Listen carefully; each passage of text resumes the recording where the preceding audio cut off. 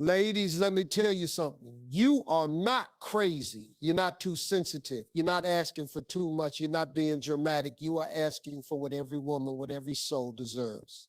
Connection, presence, emotion, love that breathes, not just love that exists in name only. But let me tell you this, marrying a man who cannot feel will not make you stronger. It will only teach you how to suffer in silence with a painted smile. See, love is not just about the grand gesture. It's about the subtle, everyday ways someone shows up for you.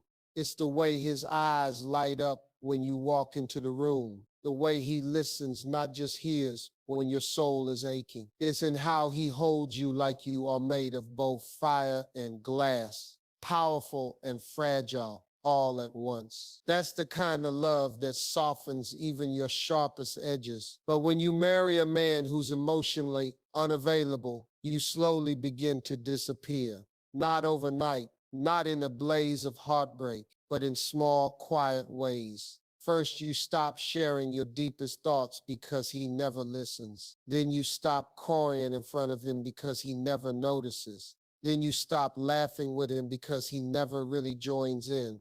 And then one day you realize you don't recognize your own voice anymore. This is how numbness is born. Not from pain, but from the absence of meaning. From having to live in a house where the lights are on, but no one is really home. Where the bed is shared, but your soul sleeps alone.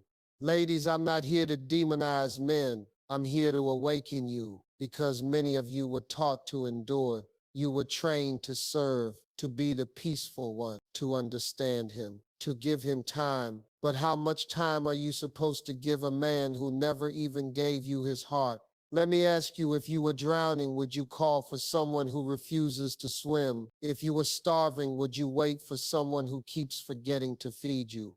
Then why, oh why, do you keep waiting for love from someone who does not know how to love?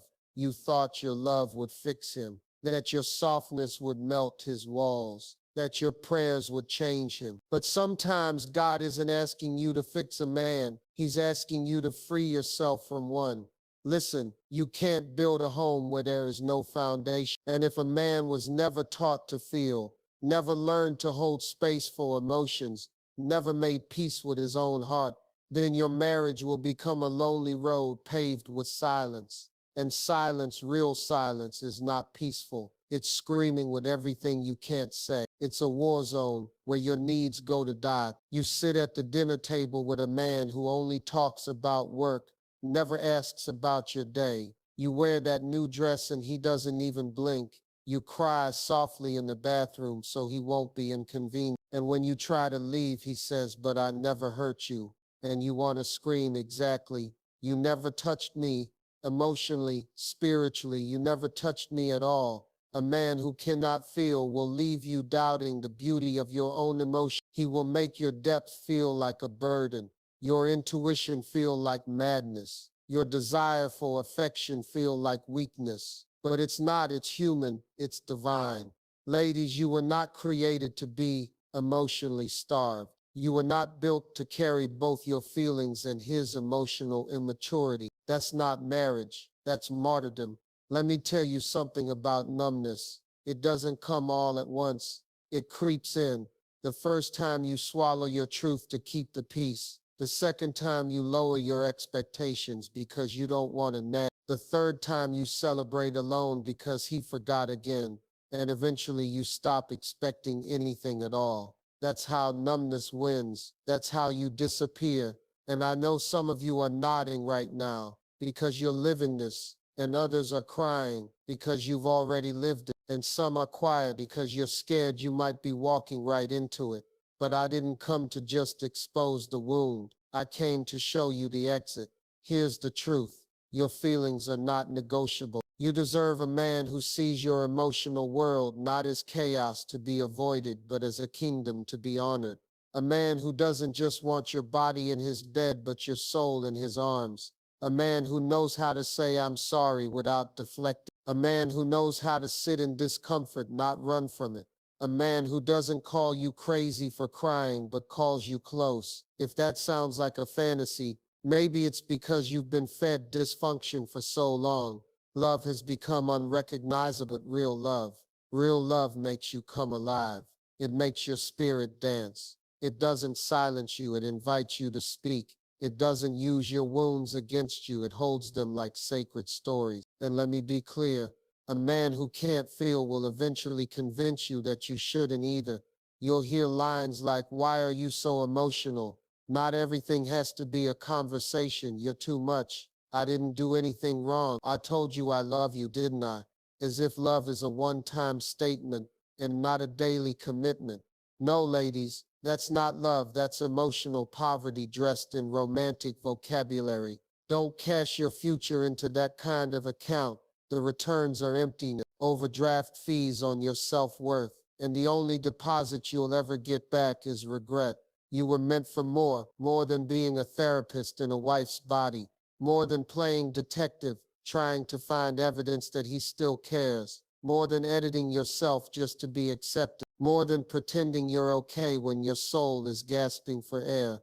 Stop begging for breadcrumbs. Stop interpreting silence as peace. Stop confusing strength with emotional starvation. Strength is not staying. Strength is knowing when to walk. And if he says you changed, tell him, yes, I grew tired of being half loved. Ladies, don't marry potential, marry presence. Don't marry silence and hope it will evolve into warmth. Don't marry absence and call it maturity. Don't marry emotional unavailability and call it masculinity. Real men feel, real men cry, real men apologize, real men show up, real men speak from the soul, not just the mouth. And real men, they don't make you question your worth. They help you remember it. So to the woman who's listening to this, lying next to a man whose heart you haven't felt in months, to the woman still wearing that ring, but feeling like a ghost in her own home, to the woman scared to speak up because she doesn't want to start a fight, let me tell you, stay silent will cost you more than any confrontation ever will. You cannot fix a man who is emotionally bankrupt. You cannot heal in an environment that keeps rewounding you. And you cannot receive love from someone who is allergic to vulnerability.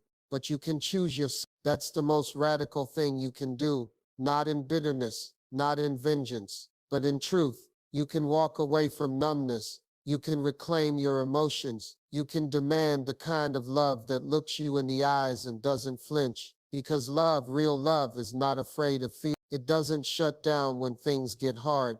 It leans in. It holds on. It opens up. It fights, yes, but it also apologizes. It falls short, but it tries again. It's not perfect, but it's present. So if you're in a marriage or relationship with a man who cannot feel, let me ask you this. How much longer are you willing to numb yourself to keep him comfortable? And when you answer that question, don't whisper, don't shrink, don't lie. Speak the truth out loud, because that truth might be the first step toward your healing, toward your return, toward your aliveness. You are not too much. You are not broken. You are not hard to love. You are just trying to bloom in a garden with no water. But now it's time to leave that drought, to walk out of that emotional desert, to run toward a life where you are felt, seen, heard, and finally loved. Because marrying a man who cannot feel will leave you numb, but walking away from him, that just might bring you back to life. You don't need another year to confirm what your spirit already knows. Too many women stay longer than they should, not because they're blind, but because they're hopeful. And hope can be dangerous when it's tied to someone who doesn't rise. You keep holding the rope thinking they'll climb, but eventually your hands bleed from pulling someone who never planned to meet you halfway.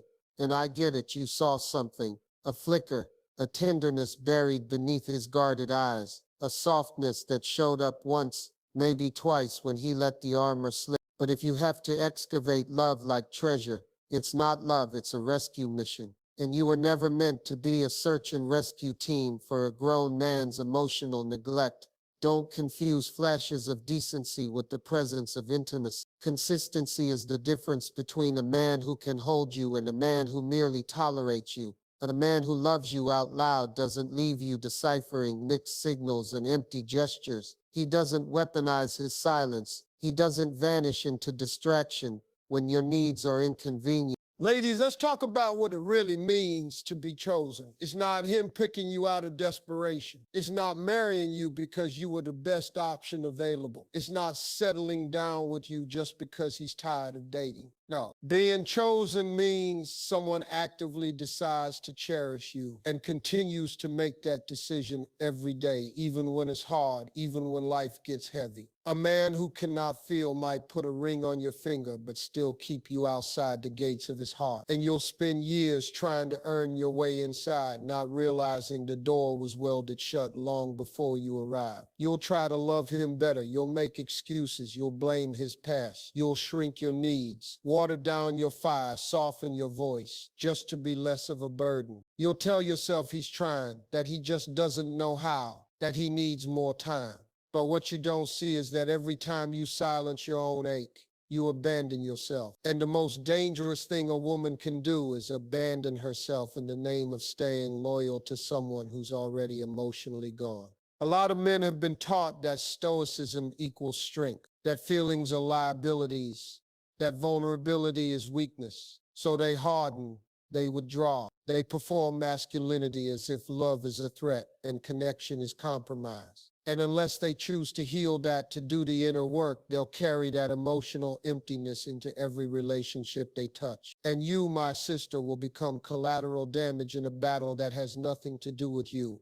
You'll mistake his avoidance for calm, his apathy for maturity, his detachment for wisdom. And you'll sit there day after day convincing yourself that you finally found a stable man, when in reality, you're just sharing your life with a shut door. Let me tell you what stability without emotional availability becomes: routine, predictability, a well-organized loneliness.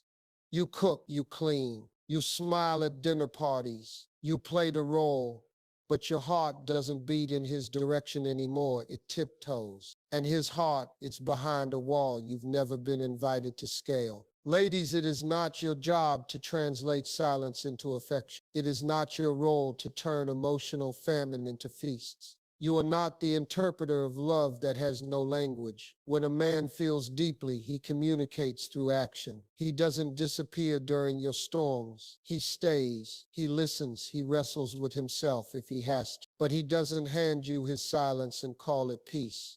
There's a difference between a quiet man and an emotionally unavailable one. One uses fewer words, but is full of presence. The other has plenty of words, just none that lead you closer. You were created for a life of fullness, but fullness requires reciprocity. You deserve to be met, not managed, to be embraced, not endured, to be cherished, not tolerated. And if that kind of love feels foreign to you, ask yourself where you first learned to settle. Was it from a father who never said, "I'm proud of you"? A first boyfriend who taught you that distance equals desire? A culture that praises quiet women but shames emotional honesty? Whatever the root, it's not your legacy. You're allowed to unlearn what broke you. You're allowed to walk away from people who force you to shrink. You're allowed to rebuild yourself with new rules, the kind where your needs are not apologies, where your voice isn't edited, and where your tears don't need justification. There's a sacred courage in refusing to be numb, the kind of courage that gets you out of bed one morning and whispers, "This can't be it." The kind of courage that packs your bags in silence while the world still sees a happy couple. The kind of courage that reclaims your softness after years of hardening just to survive. Because numbness might protect you from pain, but it also robs you of joy. It makes everything muted. Laughter sounds like a memory. Hope tastes like a myth. And the version of you that once dreamed of a love that felt like home, she starts to fade into the wallpaper. Don't let her die there. Don't sacrifice the fullness of your womanhood just to keep a man from feeling uncomfortable. Don't give up passion for predictability. Don't swap deep waters for shallow ripples, because the kind of love that changes lives, the kind that awakens the soul, does not live behind locked doors. It lives in open hearts. in hard conversations, in messy truths, in vulnerability so real it scares you and still you show up. So if he won't show up, if he won't feel, if he won't open, then let him go. Not with rage, not with bitterness, but with a clarity so bright it blinds every lie you've told yourself. You are not hard to love. You are just loving someone who was never available. And when you finally choose yourself fully, loudly, unapologetically, you don't just leave numbness behind. You finally come back alive. There comes a point where silence starts sounding like abandonment. When the words he never says begin to weigh more than the ones he does, you stop looking for affection and start measuring absence. Not in days or weeks, but in the small ways he doesn't show up, the text he didn't send, the look he never gave, the questions he never asked. And after a while, you realize you've been in a relationship with someone who never truly let you in. You're not holding his heart. You're babysitting his detachment. It's subtle, almost invisible. He doesn't scream. He doesn't hit. He doesn't walk out in a fury. He simply remains absent, emotionally vacant. And the more you ache for closeness, the more you feel like a fool for wanting what he clearly doesn't know how to give. You begin to contort, to twist yourself into something more acceptable. You smile when you feel hollow. You laugh at jokes that miss the soul. You stay quiet when he hurts you. Not because you forgive him, but because you're tired of fighting alone. Eventually, you don't just feel lonely, you feel invisible. And that's a slow kind of death, the kind that doesn't announce itself, the kind that looks like functionality on the outside but feels like famine on the inside. You're not broken because of what he did. You're empty because of what he refused to feel. And here's the danger. Emotional unavailability often wears a mask of strength. He's calm, collected, always in control. But control is not love. Command is not intimacy. Coolness is not presence. And what looks like stability can be a fortress built to keep you out. You weren't designed to love someone with gloves on, to walk on eggshells around a man who treats emotional expression like a threat. Your vulnerability should never feel like a violation. Let me ask you, why are you still trying to prove your worth to someone who is allergic to connection? You write long messages hoping to reach him. You rehearse your words to avoid triggering him. You stay up waiting for emotional scraps. You sacrifice your truth just to keep the illusion alive. But what if I told you that your silence doesn't make the relationship safer? It makes your soul smaller. Every time you choose silence over honesty, you hand over a piece of yourself. And over time, what remains is a woman who remembers who she used to be, but can't find her anymore. Because loving a man who cannot feel isn't just difficult, it's dangerous to your identity. It makes you question the validity of your own emotions. You start second-guessing your instincts. You tell yourself maybe you're too emotional, too dramatic, too needy. But those labels aren't the truth. They're the result of proximity to someone who refuses to participate in emotional reality. You're not needy. You're intuitive. You're not dramatic. You're alive. You're not emotional. You're human.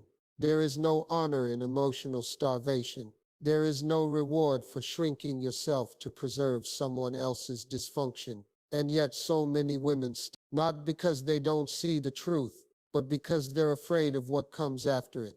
Afraid of starting over. Afraid of being alone. Afraid of disappointing the family, the church, the community. Afraid of admitting they bet their life on a man who never really showed up. But let me ask you, what's the cost of staying numb? How many birthdays will you cry in the bathroom while he scrolls through his phone in the other room? How many dinners will you cook while starving for conversation? How many nights will you lie next to someone who doesn't even reach for your hand? This is not just about love. This is about survival. Because when you constantly deny your own emotional needs to keep someone else comfortable, you're not preserving a relationship. You're erasing yourself. You can't heal what he refuses to acknowledge. You can't connect where he refuses to open. You can't build a future with someone who lives in emotional exile. So what now? Now you tell yourself the truth. Now you stop calling dysfunction normal. Now you stop gaslighting your own soul. You stop saying it's not that bad. You stop saying maybe I'm overthinking. You stop saying he's just not good with words. Because love is not about being poetic. It's about being present. And if presence is something he can't offer, then your heart is negotiating with absence. You deserve someone who leans in when you speak, who doesn't get uncomfortable when you cry, who sees your emotions as doorways, not landmines. You deserve intimacy that doesn't feel like begging. You deserve peace that doesn't require silence. You deserve joy that doesn't come at the cost of your dignity. And the moment you realize that, truly, deeply, unapologetically, everything changes. You stop editing yourself. You stop performing. You stop chasing someone who's not even looking back. You stop waiting for permission to feel. And that's where power is born. In the moment you decide to stop playing small for someone else's convenience, in the moment you declare that numbness is no longer a lifestyle you're willing to adopt, in the moment you refuse to be a well-behaved prisoner in a beautiful cage, you were made to feel, to express, to connect, to weep, to laugh with your whole chest, to speak without apology, to be wrapped in arms that know how to hold space, not just hold a body. And if the man by your side cannot meet you in that place, then ask yourself, are you building a life with a partner, or are you just performing a role in his quiet play? Don't spend your best years being the emotional translator for a man who speaks indifference fluently. Don't waste another sunrise trying to convince someone that your heart is worth holding. You are not here to fix broken men. You are not a rehab center for emotionally disconnected souls. You are not the second chance for a man who refused to be whole before he met you. You are a light, a temple of emotional wisdom and spiritual fire. And if he cannot feel you, he cannot hold you. Let that be your boundary, not in bitterness, not in rage, but in reverence for your own soul. You are not here to survive love. You are here to thrive inside it, fully, loudly, tenderly. And if that makes you too much for him, then he was never enough for you. You know what's worse than heartbreak? Emotional invisibility. Because when something breaks, at least it acknowledges that it exists. But when you're unseen, when your voice echoes back in silence, when your joy is met with indifference, when your pain is treated like background noise, that's a different kind of ache, one that doesn't bleed, but bruises every part of who you are. You stop dreaming, you stop glowing, you start operating. A wife, a partner, a helpmate, a provider, a listener, a shadow, and slowly your identity becomes a performance, a well-rehearsed routine you walk through, day after day, pretending that functioning is the same as flourishing. But deep down, something is starving. Something is waiting to be ignited again. And that something is you. Because despite how strong you've become, you still remember the girl who used to believe in magic, who imagined love would feel like a sunrise, not a sundown, who thought marriage would be a garden, not a desert with polished floors. And every time you convince yourself that this version of love is just how life is, you bury her a little deeper. But let me tell you the truth. Your silence has been choking on. This is not love. This is endurance wearing a wedding ring. This is sacrifice disguised as companionship. This is surviving beside someone who thinks affection is optional. Real love is never indifferent. Real love notices. Real love leans in. Real love reflects. And real love holds space, even for the messy, even for the complicated, even for the moments when you don't have the words. And here's what they never told you. Detachment is a form of cruelty, not because it hits, but because it withdraws. It leaves you to face life's battles alone while pretending to be a teammate. And the loneliness that grows in the shadow of that kind of partnership, it's deafening. You try to pray it away. You try to rationalize it. You call it just a phase. But a phase doesn't last 5 years. A phase doesn't cost you your sense of self. A phase doesn't force you to pretend you're okay when your soul hasn't felt safe in months. You've gotten so used to emotional abandonment. It feels normal, so when someone finally offers real attention, you flee. When someone listens without fixing, you doubt it. When someone holds space for you to cry, you apologize. That's what numbness does. It rewires your expectations. It tells you to stop reaching, stop feeling, stop asking. But the woman you were born to be, she's still in there, under the armor, under the exhaustion, under the silence. And she's not weak.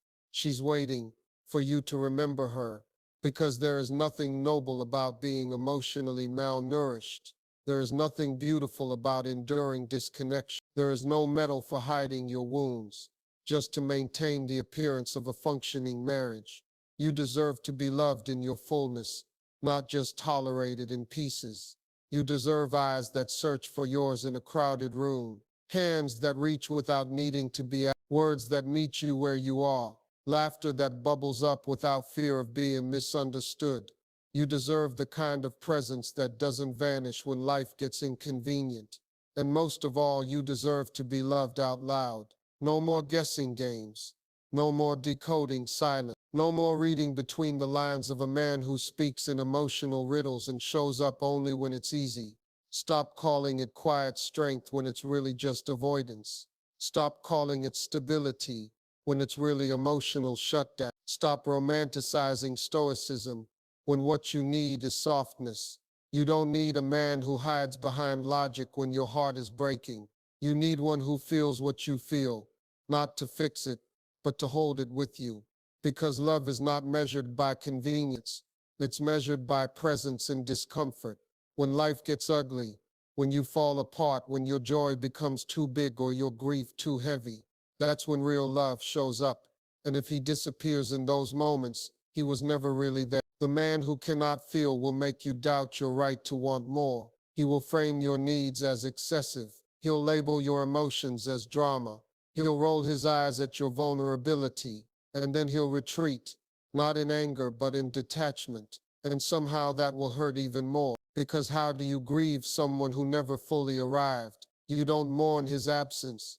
You mourn your own silence. You mourn the parts of you you locked away just to be digestible, just to be low maintenance, just to survive another day in a house that feels more like a waiting room than a home. But not anymore. You don't need to audition for affection. You don't need to prove that your emotions deserve space. You don't need to earn intimacy by sacrificing your own.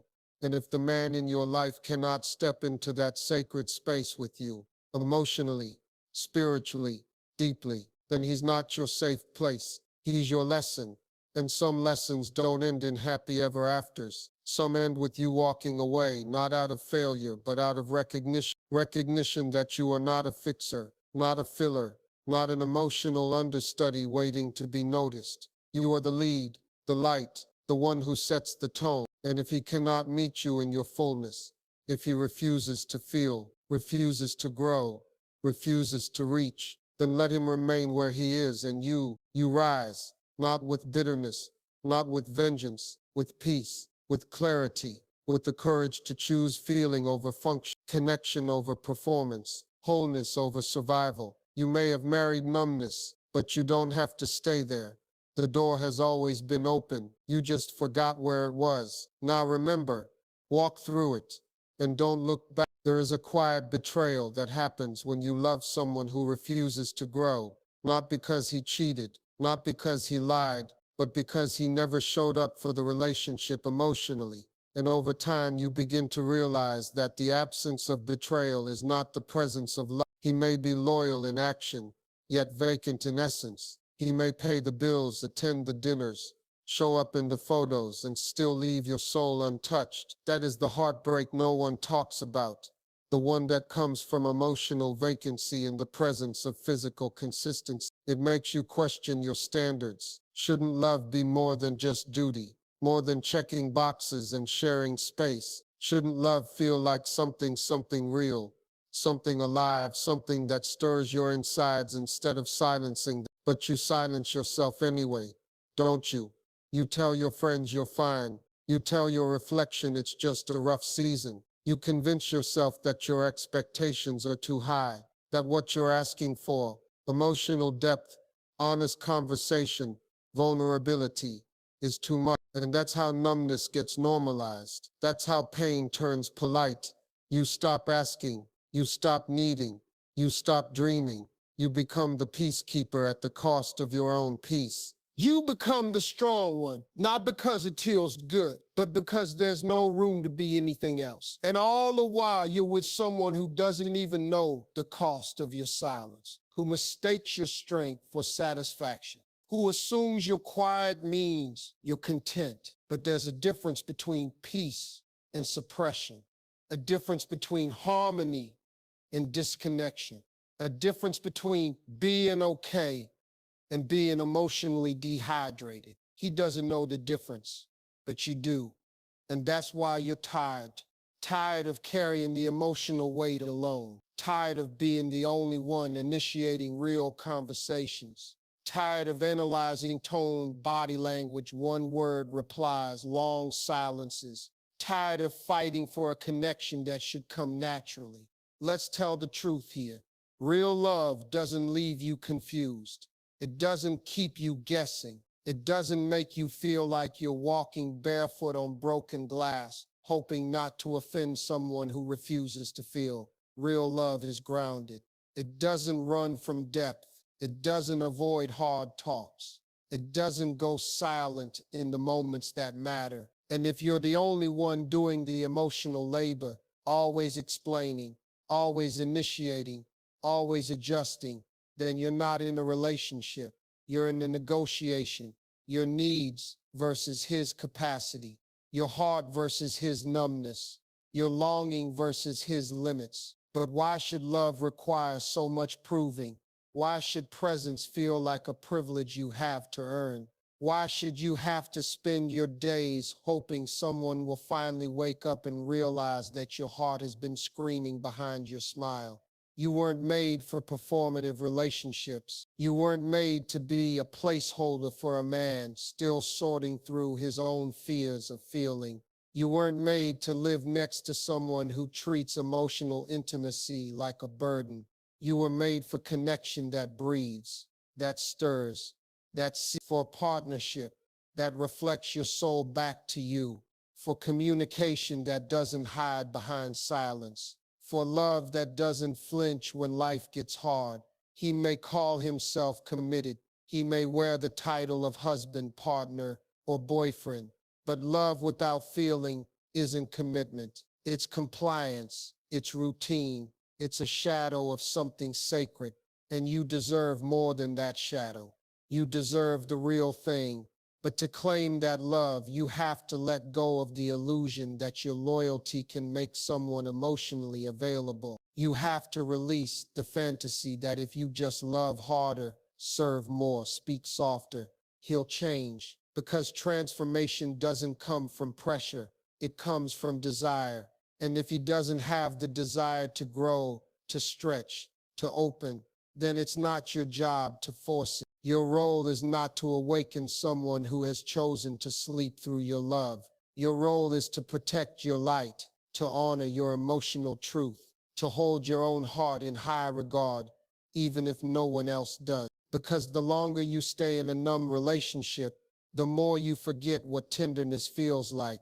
You'll flinch at kindness, second-guess support, reject softness, not because you don't want those things, but because you've been trained to expect their absence. But hear me, your sensitivity is not a flaw. It is your superpower. It's what allows you to connect deeply, love freely, and speak truth, even when it trembles. Don't suppress it to survive a man who can't hold space for what he doesn't understand. You weren't designed to shrink just so someone else can feel big. And you weren't created to dull your soul just so his doesn't have to stretch. There is no glory in self-abandonment. There is no trophy for being the most accommodating woman in the room. There is no lasting reward for playing small just to keep someone else comfortable. You were made for fire, not lukewarm love, for sacred conversations at 2 a.m., for eyes that don't just look at you but see you, for someone who feels your silence louder than anyone else's shouting. And if that kind of love hasn't arrived yet, don't panic, but don't settle either. Wait for the one who brings presence to the room before he speaks. Wait for the one whose comfort doesn't require your suppression. Wait for the one who knows the weight of words and the power of stillness and offers both with reverence. Because when that kind of man loves you, you won't feel numb. You'll feel seen. You'll feel safe. You'll feel like home. Not because everything is perfect, but because everything is present. That's the love that heals, that holds, that awakens. Until then, don't sell your softness for survival. Don't auction off your intuition for approval. Don't lock away your tenderness just to make someone else feel strong. You are not asking for too much. You're asking the wrong person. Let go, not to lose, but to rise. Because when you stop trying to feel for both of you, you'll finally remember how to feel for yourself.